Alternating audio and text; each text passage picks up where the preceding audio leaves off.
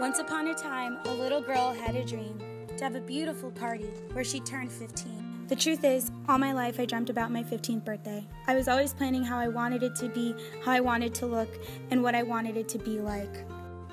A quinceanera is a celebration which includes symbolic traditions that indicate a girl's transition from girl to woman.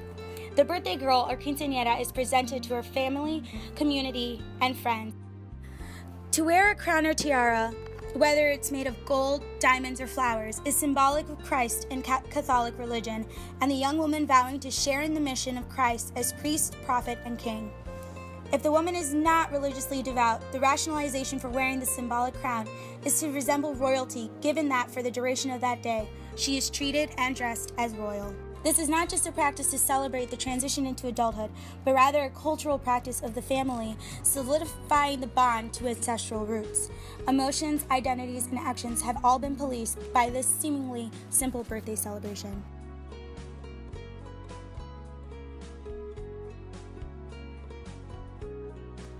The dress is the main attraction and overall one of the most important symbolic traditions the young woman can have.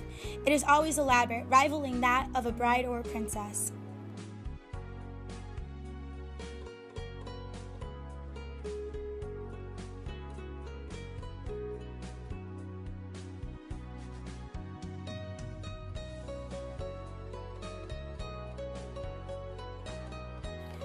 Usually the flats are worn during the religious ceremony and to the reception as a way of symbolizing her last steps as a child.